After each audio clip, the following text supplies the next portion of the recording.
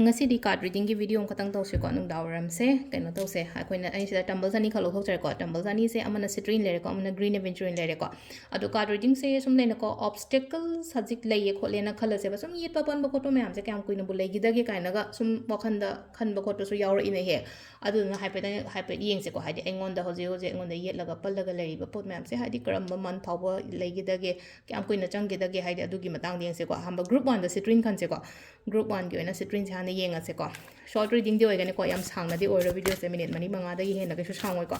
aduduna yeng birasi minarase myam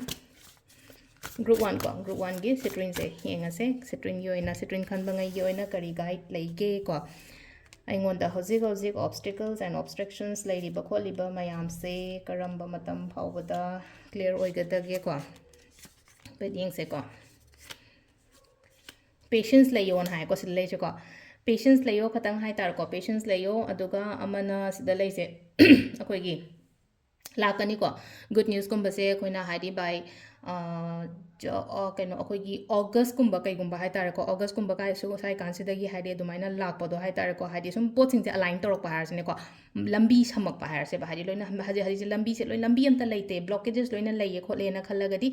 akoi gi laiba kaino se hai tar ko august kumba kai gumba sida hai tar ko pot sing se ai yoina matam aphaba har sine ko haidi divine time han har matam haidi good time good luck har sine ko samna ha bada mai tor adugi matam de lakani ko khitang hajik su dum khra haida yengjan bayam yame aduduna su leina ko hadi thabak tong matam da heta hai tar oige kain tor mo su oidabo do si leise ko aduga amana amuk leina ko kaino taw gono hadi shortcut harasine ko hadi thabak tong matam da ko samjal laga thabak taw ba yaba mi nate ko adum aigi masagi matam logani ko shortcut ta business tawge khotke haiba mai admaina tawgada mi nate ko hotna raga tapna dumaina oina phagalak oina ko ado hajik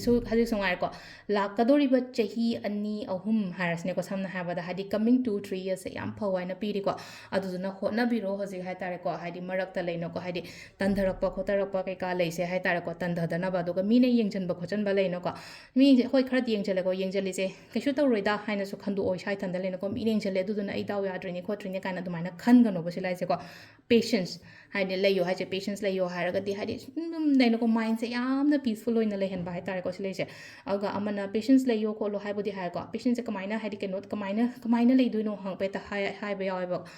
meditations kumba taw ko meditate taw at least haide ko minute tara katang meditation taw nime kun ma thuni khatang haide mind se kara relax oigani ko adu dum malai ko hambagi string khan bangai gi oina haraga di ko mathanggi akoi ki ko green aventurine khan bangai gi na haidi aingonda hoje kyam kuina kano tawgadage haba do hape yenga se ko karamba tha karamba chahi dai dagi haidi aingonda hena phagadage haba do ko green aventurine khan bangai gi oina sida lei se ko sida lok thok charage card se ko sida re koi ki card se thongna yam layo ko thongna yam layo mingonda thajaba yade mingonda thajaba yade ko akoi gi kaino harsne ko akoi gi aina hoji khaliba kholiba mayam se hai tare ko haidi me harsne ko samna habada me oiro na traga akoi gi kaino haidi akoi gi chairau bo matam se haidi chahi pangka chahi hogala parsne akoi mete yoina chahi hogala po khopa sai kan se yam phajana piri ko aduna tawriba thabak hai tare ko aina tawriba thabak to do haidi ki gano thongna layo hai tare ko ki gano thongna layo mingonda yam ka hena trust to baya de ko pesang sagi oiro amagi oiro ko mingonda thajaba yam ka hena thamgano ko isa yoina ko isa da su yamna care piwa hai ko care piwa hai ta isa is important oina khanjabda isa janda hai tare ko isa janda ai important oi ai isa na isa important oina thamaga di mina sum values obirakani ba aduduna silaino ko isa da khitang ai se kedare khotare isada kemta yengjadre haidi firon makta hai tare ko se leje haidi phabamta natraga haidi ahanbamta seta sum leiningak tab to pisa leitaba khotaba wasu khatang na tabida sometimes hai tare ko ahanbagal setting tab khotaba na yawina ko aduna khatang isada su khara hai tare ko matam oiro natraga chaba thakpada oiro natraga haidi firon khetang phajaba khotpa adumba ko sum nongphado su isada thondo sisu yam phabani ko aduduna yum kai ka lotion ba khochan ba jungam gani ko yum kai lotion bo oiro yum kai saba khotpa leina ko aina je khanjari ba kholi ba sugum ma am se ko dum ba su le yum gari nungli haidi masak thokpa pot kum ba su la o haina su la leiri ko thabai khang chat ka da ba taw ga da ba leira ga di na thona yam leyo ko haidi ngam gani aina taw ge na khalaga du mi ngon da yam ka hina trust taw ba ya de ko adu si leire nga si ko na ko haidi kyam ko ina ngon da je yet khidage pan khidage ha ba gi matangi card reading ma'am thank you